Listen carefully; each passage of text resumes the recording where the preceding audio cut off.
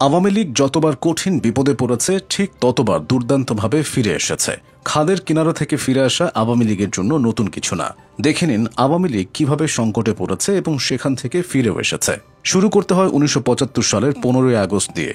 সেদিন শেখ মুজিবুর রহমান ও তার পরিবারকে শেষ করে দেওয়ার মাধ্যমে আওয়ামী লীগের শেকড় উপড়ে ফেলার চেষ্টা করা হয়েছিল। ওই দিন ঢাকা সহ সমগ্র বাংলাদেশ হঠাৎ থমথমে হয়ে যায়। দল হিসেবে আওয়ামী লীগ তছনছ হয়ে যায়।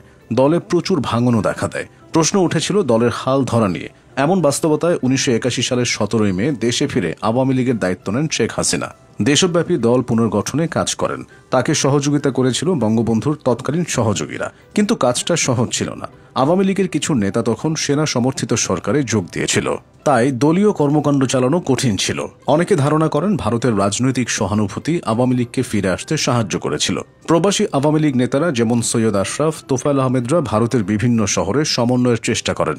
১৯৮২ সালে হুসেন মোহাম্মদ এরশাদ সামরিক শাসক হিসেবে ক্ষমতা গ্রহণ করেন। আওয়ামী লীগ ধীরে ধীরে এরশাদ বিরোধী আন্দোলনে যুক্ত হয়।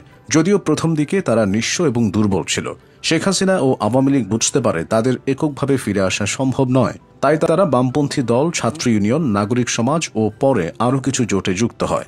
৮০ ও ৯০-এর দশকে আওয়ামী লীগের বহু নেতাকর্মী কারাবরণ করেন, পুলিশের হাতে হেনস্থার শিকার হন। এতে আওয়ামী লীগ নিয়ে সাধারণ মানুষের মনে সহানুভূতি তৈরি হয়েছিল।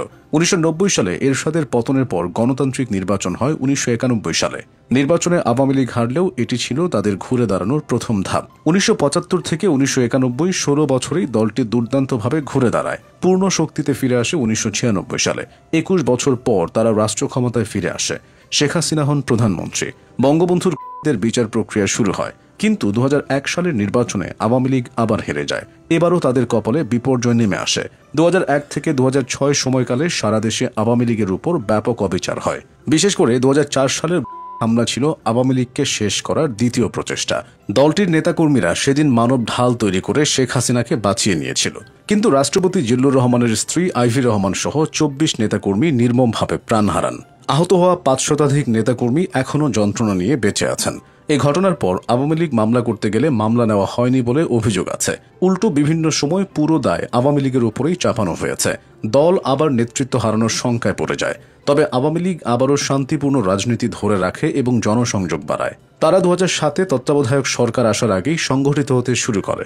শেখ হাসিনা আন্তর্জাতিক সমর্থন আদায়ে কৌশলী ভূমিকা নেন, যেমন যুক্তরাষ্ট্র ও ইউরোপীয় ইউনিয়নের সমর্থন অর্জন করেন। এছাড়া জনমনে আস্থা ফিরিয়ে আনতে তিনি বিরামহীনভাবে ছুটেছিলেন। কিন্তু তখনও বিপর্যয় শেষ হয়নি। ২০০৭ সালে সামরিক ব্যাকিংয়ে তত্ত্বাবধায়ক সরকার আসে। দুর্নীতি বিরোধী অভিযানে শেখ হাসিনা সহ সব বড় নেতাকে জেলে ঢোকানো হয়। শেখ হাসিনা ও খালেদা জিয়াকে রাজনীতি থেকে বাদ দিতে চাওয়া হয়। এমনকি আওয়ামী লীগকে ভাঙার চেষ্টা হয়। তবে ২০০৮ সালের নির্বাচনে ডিজিটাল বাংলাদেশ, শান্তি ও উন্নয়ন এই তিনটি বড় বার্তা নিয়ে দলটি ভোটে যায়। তারা ঐতিহাসিক জয় পায়। এরপর টানা ১৬ বছর আওয়ামী লীগ দেশ চালিয়েছে। কিন্তু ২০২৪ সালের ৫ আগস্টের পর থেকে দলটি স্মরণকালের সবচেয়ে বড় সংকটের ভেতর দিয়ে যাচ্ছে। এবার আওয়ামী লীগের সভা সমাবেশও নিষিদ্ধ হয়েছে। তাই এবার আওয়ামী লীগের ফিরে আসাটা পাহাড় ঠেলে সরানোর মতোই কঠিন হবে। আওয়ামী লীগের কপালে কি প্রত্যাবর্তনের গল্প লেখা আছে? সময়ই সব বলে দেবে।